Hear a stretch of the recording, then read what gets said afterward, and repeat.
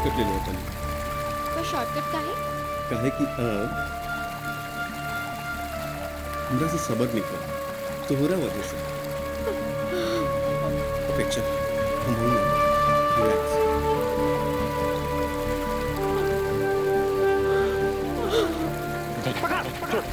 अभिमन्यु, अभिमन्यु!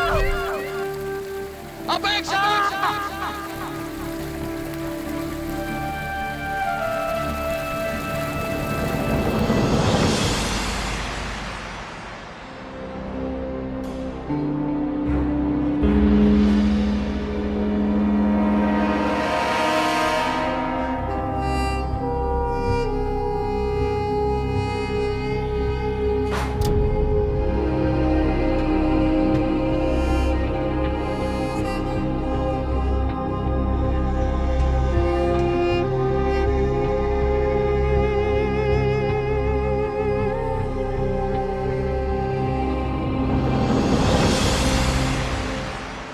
का करिए अब?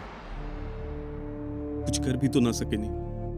पुलिस के बताइब तो वीडियो वायरल हो जाए, घर वालन के बताइब तो जिंदगी भर उनकर नजर हमनी के दया भाव से देखी और हमनी की बात भूले ना दी। भूलता हम वैसे भी ना सकेनी। लेकिन अपेक्षा भूले के अलावा हमनी के पास और कोई चारा भी तो नहीं खे। घर वालन के सिर्फ तोरे में दोष दिखी।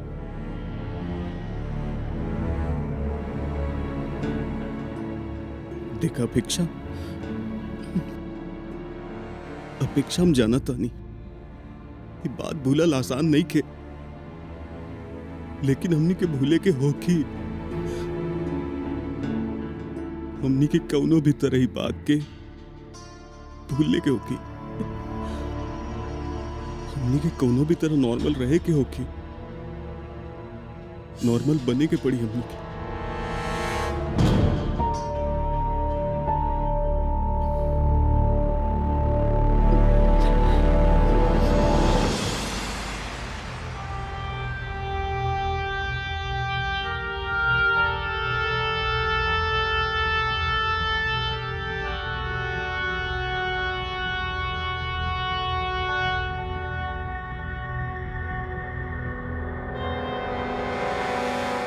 आ गईलू बहू, चला नाश्ता बनावा, हमरा दवाई खाए के ह।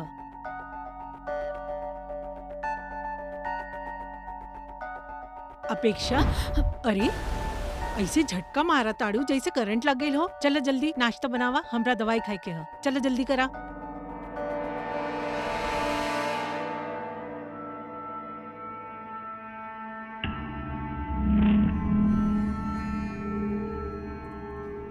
नाश्ता के बाद बात कल जाए।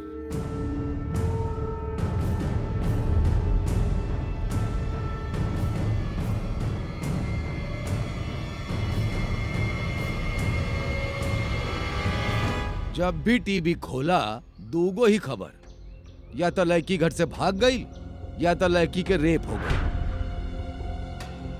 ये लड़कियन भी ना कोनो न कोनो तरीका से ये घर के इज्जत के डुबो के ही रहनी। पापा, अब रेप में लड़की के का दोष होखेला? बेटा, ये दुनिया में 3 गो वजह से ही रेप होवेला, जर, जोरू और जमीन। और ये औरतन तो बड़ले बाड़ी जुर्म के अस्तबल। आज के जमाना में भी ऐसन सोच। बेटा, शहर बदले से संस्कार ना बदल जाले।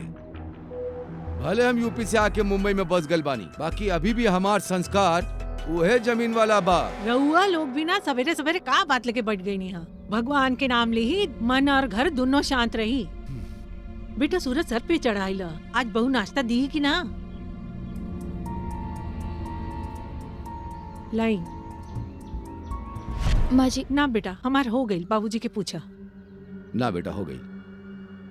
सिया, नाश्ता खातिर आवत आड़ू के हम अंदर आई? Sorry sorry.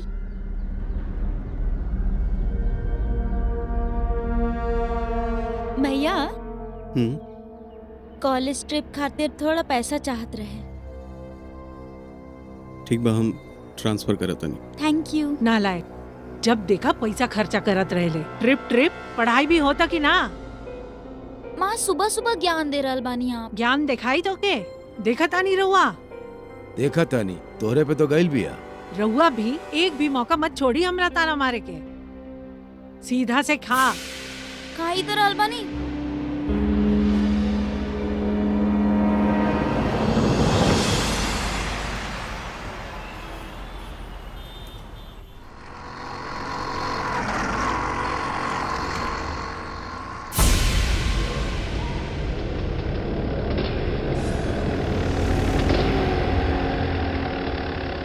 अरे रुक रुक रुक रुक रुक। अरे भाभी जी आप यहाँ?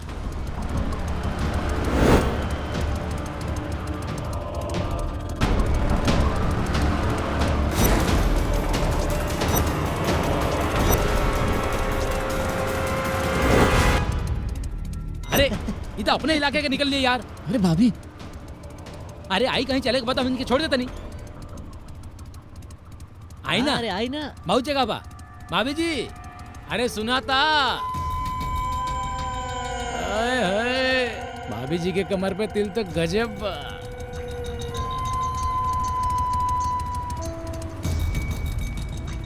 तिल के छोड़ा भाभी जी के चाल तो देखा।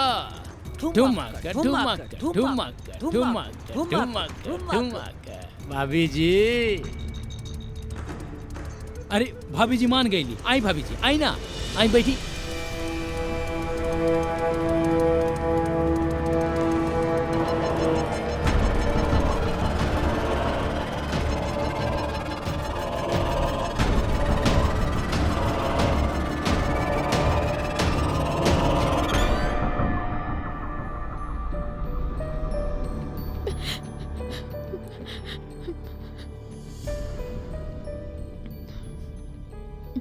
अरे अपेक्षा आ गई लो तू।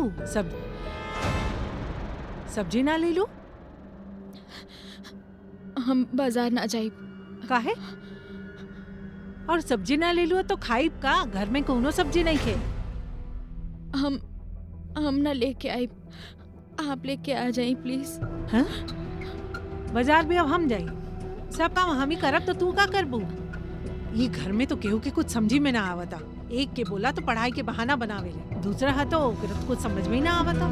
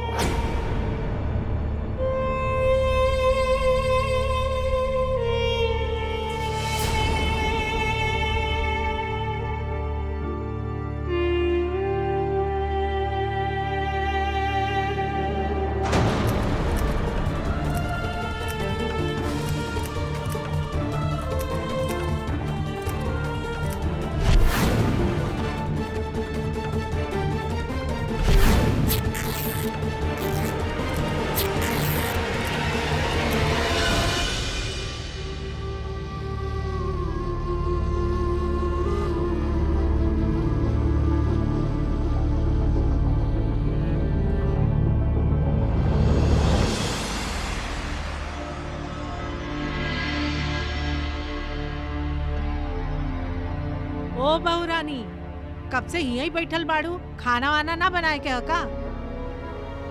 ला न जाने का हो गइल बा।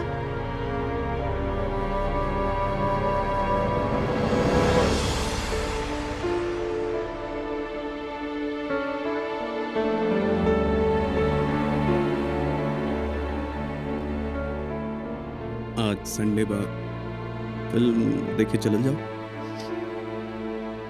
घर में बहुत काम बा और वैसे भी हमार मन नहीं खे। आप चल जाएं।